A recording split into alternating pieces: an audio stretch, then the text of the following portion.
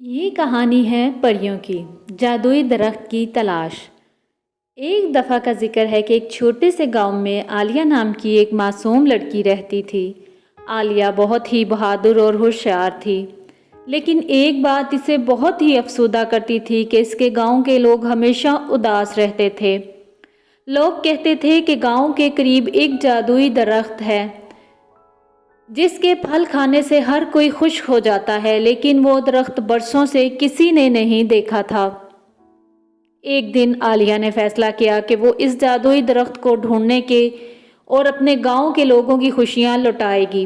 وہ اپنی نانی کے پاس گئی جو کہانیوں کی کتابوں سے بہت سی پرانی کہانیاں جانتی تھی۔ نانی نے اسے بتایا کہ جادوئی درخت کو ڈھونڈنے کے لیے بہت ہمت، صبر اور بھروسے کی ضرورت ہوتی ہے۔ عالیہ اپنے دل میں عزم کرتی ہے کہ وہ ہر مشکل کام ضرور کر سکتی ہے اور کرے گی تاکہ وہ اپنے گاؤں کے لوگوں کو خوشیاں فراہم کر سکے۔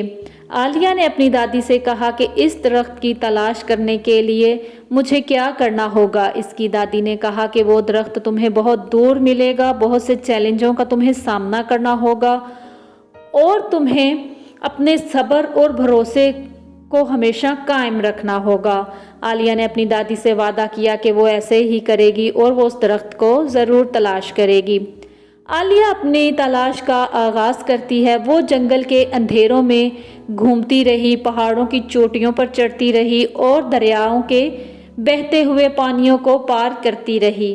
ہر روز اسے ایک نئے چیلنج کا سامنا کرنا ہوتا تھا، لیکن وہ کبھی نہ ہار مانتی۔ راستے میں اسے مختلف قسم کی پریوں سے بھی ملاقات ہوتی رہی اس کی، لیکن وہ بہت بہادر تھی۔ اس نے ہر چیلنج کا سامنا بہت ہمت اور بہادری سے کیا، نہیں ڈری اور نہ ہی کبھی ہمت ہاری، اور نہ اس نے کبھی اپنے گاؤں واپس چلے جانے کا سوچا کہ میں راستے میں اپنا سفر کو چھوڑ کر واپس چلی جاؤں۔ ایک دن وہ ایک خوبصورت پری سے ملی جس کا نام روشنی تھا۔ روشنی نے عالیہ کو بتایا کہ جادوئی درخت تک پہنچنے کے لیے اسے اپنے دل کی روشنی کو تلاش کرنا ہوگا۔ عالیہ کو یہ بات سمجھ نہیں آئی کہ پری نے ایسا کیوں کہا ہے، لیکن روشنی نے اسے ہمت دی اور کہا جب تمہیں صحیح وقت آنے پر اپنے دل کی روشنی ملے گی تو راستہ خود بخود تمہارے سامنے آتا جائے گا۔ عالیہ بہت پریشان ہوئی کہ ایسی کون سی روشنی ہے جو مجھے خود میں تلاش کرنی ہے۔ عالیہ نے بہت سی روشنیوں کے بارے میں سوچنا شروع کر دیا کہ وہ روشنی کب نظر آئے گی، کب مجھے ملے گی اور کب مجھے صحیح راستہ ملے گا۔ عالیہ نے روشنی کی بات دل میں بٹھا لی اور اپنی تلاش جاری رکھی۔ وہ آگے بڑھتی رہی یہاں تک کہ وہ ایک بہت بڑے خوبصورت میدان میں جا پہنچی۔ میدان کے بیچوں بیچ ایک قدیم درخت کھڑا تھا جس کی شاخوں پر چمکتے ہوئے پھول لگے ہوئے تھے۔ عالیہ کو یقین ہو گیا کہ یہ وہی جادوئی درخت ہے جس کی وہ تلاش کر رہی تھی۔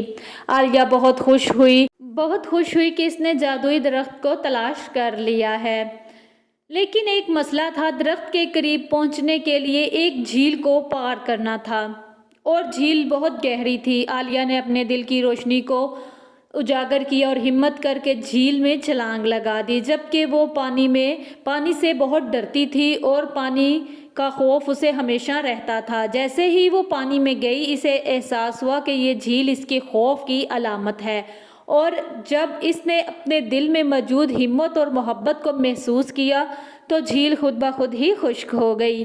عالیہ نے جادوئی درخت سے ایک پھل لیا اور اسے اپنے گاؤں لے کر واپس آنے لگی۔ جیسے ہی اس نے گاؤں کے لوگوں کو پھل کھلایا، ان کے چہروں پر خوشیاں چھا گئیں اور خوشیوں سے ان کے چہرے کھل اٹھے اور سارا گاؤں بہت خوش ہوا۔ عالیہ کو احساس ہوا کہ اصل خوشی دوسروں کی مدد کرنے اور محبت پھیلانے میں ہے۔ اس نے سیکھا کہ جادو صرف درخت میں نہیں تھا بلکہ اس کے دل میں بھی تھا۔ اس نے ہمت کی اس درخت تک پہنچنے کی تو اس نے لوگوں کی خوشی کا سوچا اور ان کو خوشی دلائی بھی۔ یہ صرف اس کے دل کی ہمت تھی کہ وہ اپنے گاؤں والوں کو خوش کرنا چاہتی ہے۔ اس دن کے بعد عالیہ نے ہمیشہ اپنے گاؤں उस दिन के बाद आलिया ने हमेशा अपने गांव वालों की मदद की और हर कोई इससे खुश रहने लगा।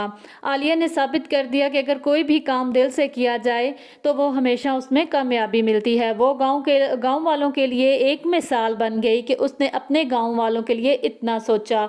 आलिया को अब उस दिन के बाद आलिया से हर एक गांव वाला बहुत प्यार करने लगा और वो बहुत खुश रहने लगे गांव वाले। अब आलिया हर गांव वालों के चेहरों पर हंसी और खुशी देखकर एक दिली सुकून महसूस करती।